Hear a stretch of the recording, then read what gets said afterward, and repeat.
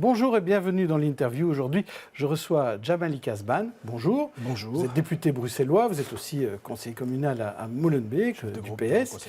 Voilà, et alors on va d'abord parler du PS. Les sondages ne sont pas bons pour le PS.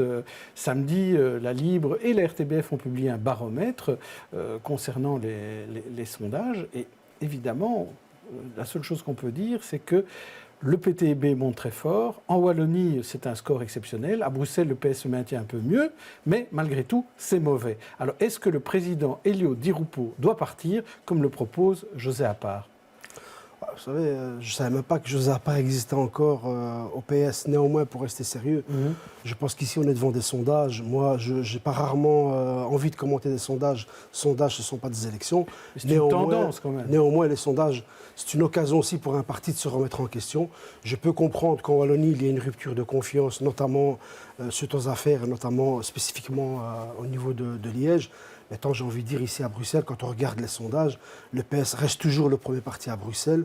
Je pense que le PS fait un grand travail ici pour les Bruxellois, et les Bruxellois le savent. Et vous trouvez que les mesures de renouveau politique qui ont été présentées par Elio Di Rupo, ou qui sont présentées aussi à la région bruxelloise, vont suffire pour un peu redorer l'image du PS ? Je crois qu'il y a des mesures qui ont été annoncées. Je pense qu'il va falloir évidemment les mettre en application et être très ferme par rapport à ça. Et je vais être très clair. Pour moi, il faut séparer le bon grain de l'ivraie. Il y a des gens qui ont fauté, il y a des gens qui ont oublié ce que c'était que l'engagement politique, c'est être au service des gens et pas l'inverse.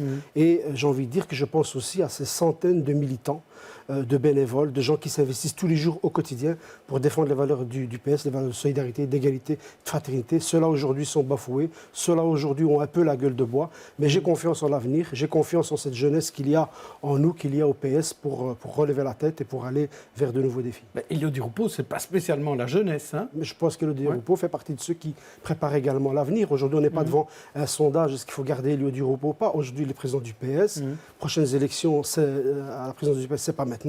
On verra ce que ça donne. Vous parlez des sondages. Il y a un sondage qui maintient encore Elio Di Rupo comme première personnalité politique, en tout cas en Wallonie. Donc je pense que voilà, la question n'est pas là. Chaque chose en son temps. Il faut d'abord séparer le bon grain de l'ivraie. Et certains ne doivent pas se cacher derrière Elio Di Rupo, ni derrière qui que ce soit. Ils ont fauté, ils ont fait des erreurs monumentales et ils doivent être sanctionnés. Vous visez qui ? Vous visez uniquement les Wallons ou bien à Bruxelles aussi, des gens ont fauté et devraient faire un pas de côté ? Je vise tous ceux qui ont éventuellement fauté. Moi, je ne connais pas tous. En tout cas, en Wallonie, on parle beaucoup du PS. Je rappelle quand même que l'affaire Publifine, puisqu'on parle de celle-là, elle touche plusieurs partis, quasi tous les partis politiques francophones.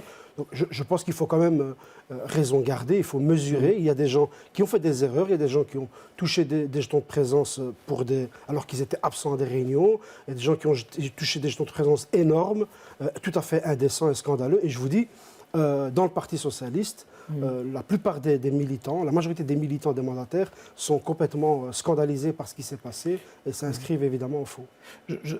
Vous parlez tout à l'heure du PTB. Je voudrais quand même savoir s'il serait possible que le PS s'allie au PTB, par exemple, à Molenbeek, aux prochaines communales. Est-ce que c'est possible ? Est-ce que c'est envisageable ? Écoutez, vous savez, à Molenbeek-Saint-Jean, tout est possible. Aujourd'hui, il y a autant de gens qui ont envie de changement, qui ont envie qu'on change les choses à Molenbeek-Saint-Jean. Moi, le PTB, il y a un conseiller communal à Molenbeek, je m'entends relativement bien avec lui. Nous sommes de bons partenaires, c'était un bon partenaire dans l'opposition. Maintenant, est-ce qu'il peut être aussi un bon partenaire dans la majorité ? Ça, écoute et on verra, seul l'avenir le dira. Alors, toujours au PS, Yvan Mayer a été repris par la patronne de la Fédération bruxelloise pour sa sortie sur les mosquées bruxelloises qui, selon lui, seraient toutes aux mains des salafistes.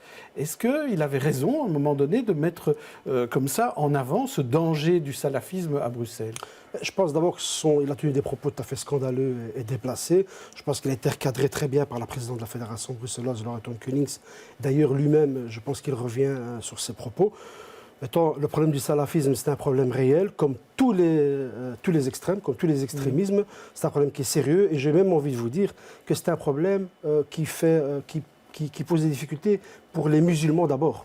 Pour les musulmans eux-mêmes, tous les intégrismes, c'est les musulmans qui subissent les conséquences de l'intégrisme. Vous savez, quand il se passe un acte quelque part au nom de Dieu, au nom de la religion musulmane, c'est tous les musulmans dans le monde entier et ici à Bruxelles qui subissent le contre-coup, qui subissent le regard des autres, qui subissent un regain d'islamophobie. Donc je pense qu'effectivement ce sont des propos tout à fait déplacés. J'ai été contacté par beaucoup de personnes qui étaient choquées, scandalisées. Je peux les comprendre. Les propos doivent être beaucoup plus nuancés à l'avenir et il me semble en tout cas qu'il a été recadré correctement par la présidente de la fédération. Mais sur le fond, c'est quand même intéressant ce que vous dites. Vous dites qu'il faut quand même faire attention aux extrémismes au sein de la communauté musulmane, vous-même. Est-ce qu'à Molenbeek, il y a des mosquées salafistes? Est-ce qu'il faut faire le ménage?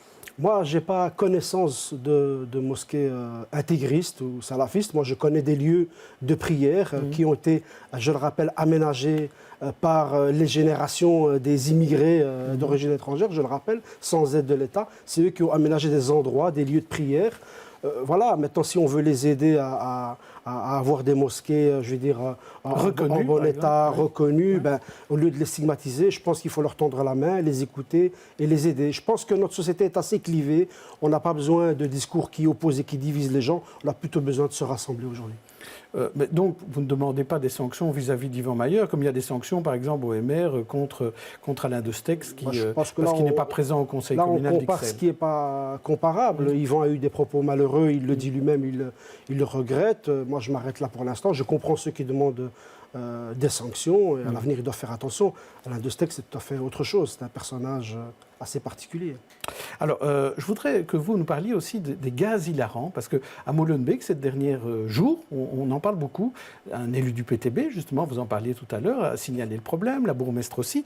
On se rend compte qu'il y a des cartouches de gaz qui sont utilisées de manière détournée comme drogue, alors que ça sert juste à... C'est du protoxyde d'azote, et ça sert pour des siphons, par exemple, pour faire de la chantilly. Alors, comment ça se fait qu'il y a eu ce regain de drogue un peu particulière? Alors moi, j'ai l'impression qu'on est en face d'un effet de mode, malheureusement. Il y a des effets de mode qui sont néfastes et négatifs.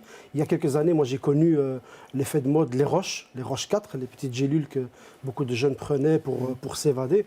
Alors évidemment, c'est un réel problème. C'est assez curieux qu'on retrouve comme ça des capsules. C'est dommage que je n'ai pas pu en apporter une parce que j'aurais aimé qu'on montre aux éditeurs, parce que je pense qu'il y a vraiment un problème d'information.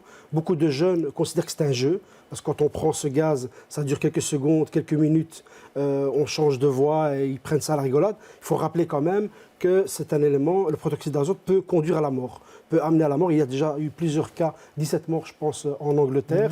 Je pense qu'on doit faire un grand travail de prévention, un grand travail de sensibilisation, et puis surtout aussi, à mon avis, se poser la question de savoir, mais en fait, pourquoi nos jeunes ont comme ça besoin de s'évader, tout simplement. Et pourquoi, finalement, ça se retrouve à Molenbeek? Parce qu'on signale que c'est dans pas mal de rues de Molenbeek, on trouve ces cartouches par terre. Ça veut dire que ça part de cet endroit-là aujourd'hui? C'est à Molenbeek, mais à mon avis, ce n'est pas qu'à Molenbeek. D'après mes informations, il y a d'autres endroits. Mais je pense qu'à Molenbeek, vous avez des endroits où vous avez des jeunes qui sont peut-être livrés à eux-mêmes, livrés à une certaine oisiveté dont il faut s'occuper, se préoccuper. C'est pour ça que je faisais ma dernière remarque. Tiens, il faut aussi se poser la question de savoir pourquoi les jeunes ont comme ça le besoin de s'évader, de sortir de l'environnement dans lequel ils sont. Ça, c'est notre responsabilité à tous et tous. Alors justement, à propos de Molenbeek, beaucoup de choses ont été faites dans les 15 mois ou 18 mois depuis le lockdown. On n'arrête pas d'assister à de multitudes d'actions, de communication, de vivre ensemble. Il y a beaucoup d'efforts. Et là, avec ce que vous dites, on a l'impression que ça ne suffit pas encore. Il faut encore aller plus loin.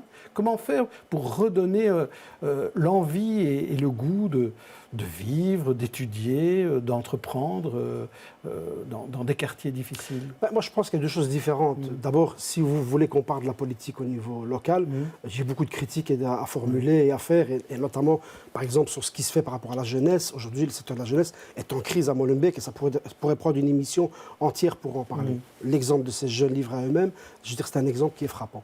Maintenant, pour le reste, si vous voulez parler de Molenbeek, de cette belle commune, de ses habitants, ce sont des habitants qui sont formidables, ce sont des habitants qui ont subi pendant un an la stigmatisation, le fait d'être pointés du doigt. C'était déjà un petit peu le cas avant les attentats, c'est devenu plus grave et plus intensif depuis les attentats. Mais voilà, je pense que la meilleure réponse, c'est ce que les citoyens font. tous les jours. Les jeunes, les artistes, les associations, je veux dire, tous les acteurs de cette commune se mobilisent chaque fois qu'ils en ont l'occasion. Ça, il faut continuer. Il faut continuer, il faut encourager. Il y a un exemple, d'ailleurs, je voudrais vous montrer, c'est 1080 visages. Ce sont des étudiants en journalisme de l'ULB qui ont décidé, là, pendant 2 mois, de se focaliser sur Molenbeek. Et ils ont demandé aux Molenbeekois de leur envoyer des photos pour faire une mosaïque de 1080 visages de Molenbeekois pour montrer combien Molenbeek est une commune très diversifiée, en tout cas, plein de visages différents.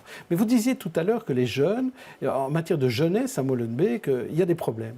S'il fallait en pointer un directement et une responsabilité, qu'est-ce que vous choisiriez?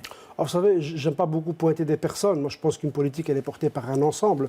Mais je pense que c'est un secret pour personne qu'aujourd'hui, le secteur de la jeunesse au niveau communal est en crise. Si vous allez voir les travailleurs sociaux, les travailleurs de rue, ils ne savent plus très bien à quel sens se vouer, ils ne savent plus très bien quelle ligne conductrice il faut suivre, ils ne savent plus très bien s'ils sont dans la prévention ou dans la répression. Aujourd'hui, on décide d'interdire des rassemblements chaque fois qu'il y a des problèmes.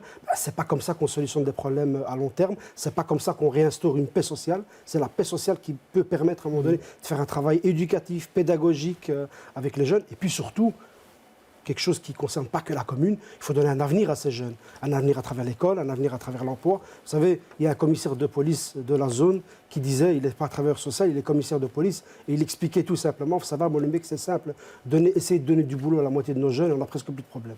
Oui, enfin ça c'est un vœu pieux et c'est pas spécialement. C'est un vœu pieux, mais spécialement la bourgmestre ou ses échevins qui vont décider. Je viens de le dire, ce n'est pas propre qu'à la commune, ce n'est pas qu'une responsabilité commune. Je pense que c'est une responsabilité de tous les niveaux de pouvoir. Mais je pense qu'à Molenbeek, il faut une attention particulière.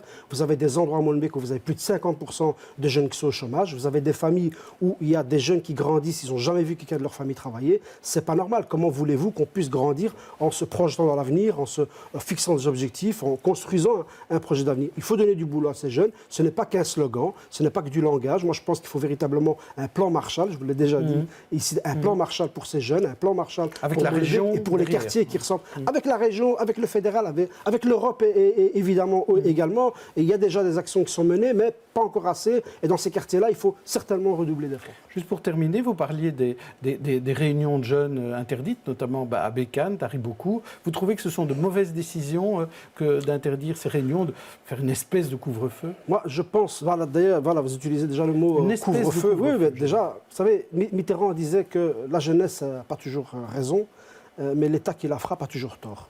Et je pense que si on veut des solutions à long terme, ça ne sert à rien de maintenir un couvre-feu à un certain endroit dans un quartier. C'est pour retrouver les problèmes dans le quartier d'à côté ou dans la rue voisine. Donc là, on n'a pas réglé le problème, on n'a pas solutionné. Pour moi, quand on prend ce genre de mesures, et c'est pas la première fois à Molenbeek, ça veut dire qu'on est devant un déficit, qu'on est devant un échec de l'action que peut mener la commune au niveau préventif et au niveau de la jeunesse.